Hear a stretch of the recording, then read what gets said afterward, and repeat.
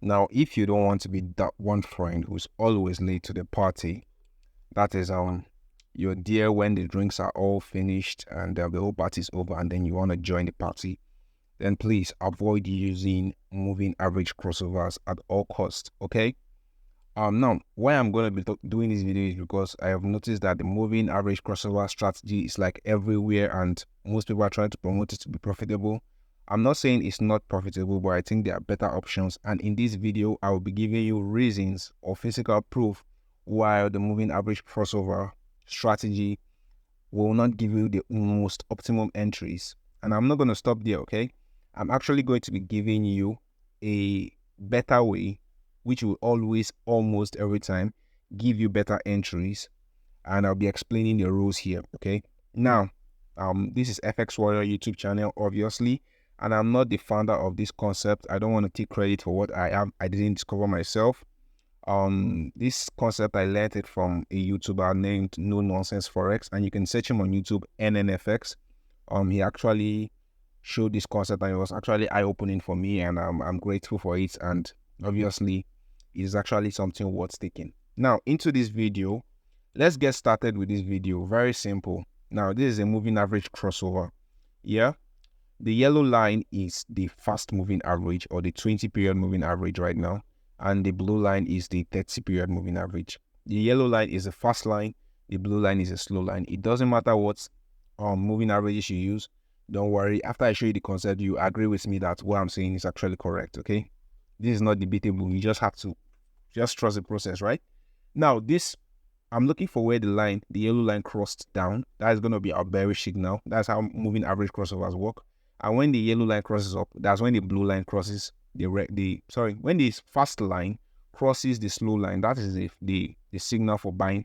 But right now, trend is bearish. So let's look for the next signal, which is the sell signal.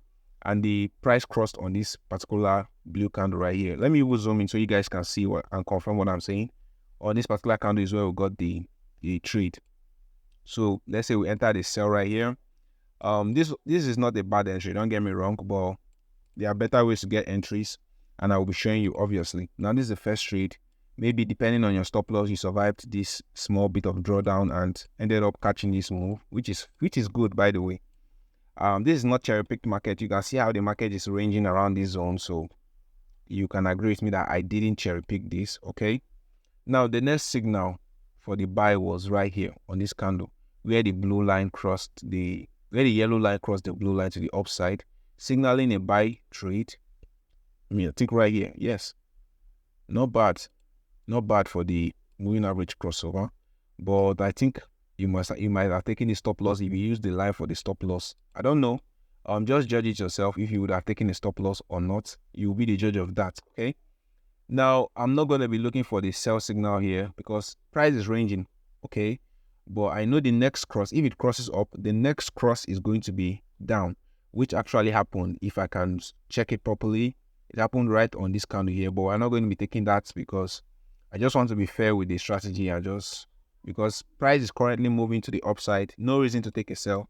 We are just testing, and I obviously told you guys I'm going to show you a better way to get entries every single time. Now, the next cross is on this bearish candle. I told you guys that it is not the worst entries in the world. I'm just saying there are better ways to get entries. Why would this extend that far? Trading view is funny sometimes. I don't even know. Now, this one here, I'm not gonna lie, it's a good entry, and it was from the moving average crossover. This is just to show I didn't cherry pick this, and I don't fake my videos and all of those stuff. Okay. Now, price went up this way. Where did price tell you to sell? Maybe around here at the bottom of the range was where price told you to sell. Good. Let's just keep comparing. Let's say we took this stop loss again. Stop loss was hit right here. And then when did price tell you to buy?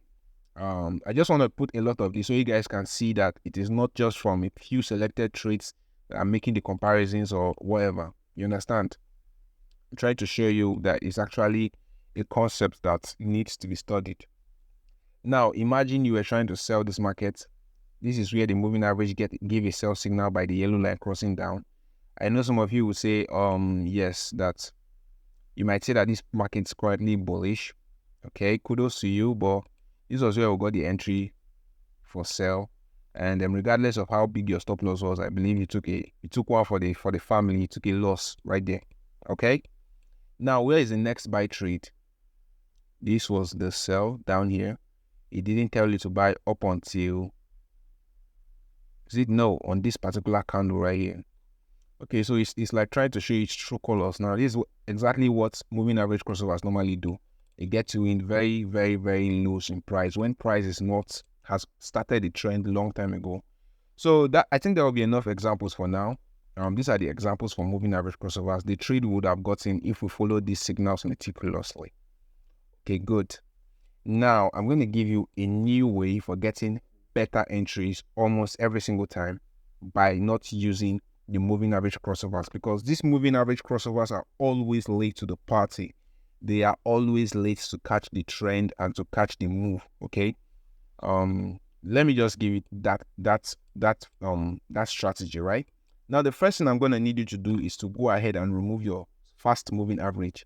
Now, if you're using like a 10 moving average and a 5 moving average, you remove the fast one, which is a smaller moving average, the 5. In my case, I'm going to be removing the yellow line, which is the 20 period moving average, completely from my charts. Gone, poof, we don't need it. Okay. Now that is done, this is how we take our signals. Okay. Pay close attention, because this is very, very important concept. Now, the price was above the moving average all this while, and then on this red candle right here, price closed below the moving average. Now, that is a signal. That is a signal. I'm going to go ahead and take that trade. You can put your stop loss wherever you please, but that's not the concern for this video. We are trying to get better entries. Now, be sincere to yourself. This entry right here and this entry right here, which is better? I believe this one is better. Okay, let's keep going. Let's see if the trend continues.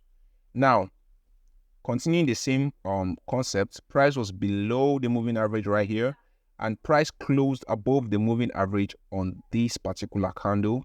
And if I go ahead and take the trade here, let's observe them side by side. Okay, remember, that is the entry for this place. This entry here and this entry right here, which of them was a better entry? I think we can agree that this one here was a better entry than this, whatever was going on here. So 2 for 2. Let's see if the trend continues. Okay. Let me just remove this line here so we can see what we're doing. Now, remember, you have to be very, very honest with yourself. Using the strategy, you would have taken a loss right here, or maybe not a loss, depending on how you risked. This was the place it closed above, right? It did this probably a couple times, but one rule of thumb I do is when you get an entry, you don't re-enter multiple times, because there's literally no need to do that when your stop loss has not been hit. So if you had protected below this place, your stop loss wouldn't have been hit, and you'll see be in this trade. This is where price was below, and then price crossed above the moving average. Pay attention to the concept, crossed above. Now you can see it did that a couple more times, which I'm going to point out right here. Price was below, price closed above. That was an entry. And then right here, finally, that was an entry.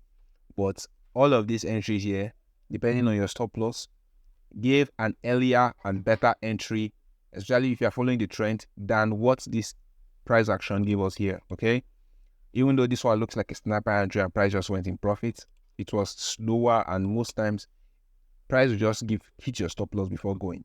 So can we call that a 3 for 3? Yes, a 3 for 3. This price entry right here was still better than the moving average crossover entry. Hope you guys are looking at this concept. I will try your best to backtest these concepts. Now, on the same thing, price was above here. Price finally crossed below on this particular candle right here. So if you are taking the sell on this candle here, protected anywhere above here or anywhere above, you will still have been able to get into this trade, which was not a loss for you, because I believe a trade running a 1 to 2 point something should be a form of win in some capacity. And this one here was just a straight up loss. Remember, this one was from the moving average crossover. So we took one for the family here. But if you see, this one still gave you a better entry. 4 for 4. Can we keep going, guys? Let's keep doing this, okay? Now, this was here where it got you in at the top of the range. Where did this strategy get you in? right here on this candle that closed above. I can use this, and then maybe you put your stop loss under the candle and you took a loss, or you use larger stops. Now, if you took a loss on the first one, guess what? That's not the end of the world. If you use tight stops, this second one was a very good one. And if you had replicated your tight stops here, maybe you put your stop a little bit under the candle, imagine the amount of risk to reward you would have gotten. Now, which of these entries were the best form of entries? Is it the one at the top of the range, or the one that is highly predicted, highly accurate, and like a sniper entry? Which one was better? I'll let you decide, and so on and so forth. So guys, if you learned anything from this video,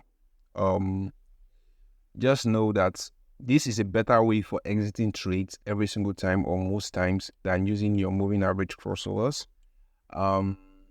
Yeah, so that will be all for this video. Leave your thoughts in the comment section. Test this, actually test this to see if it works.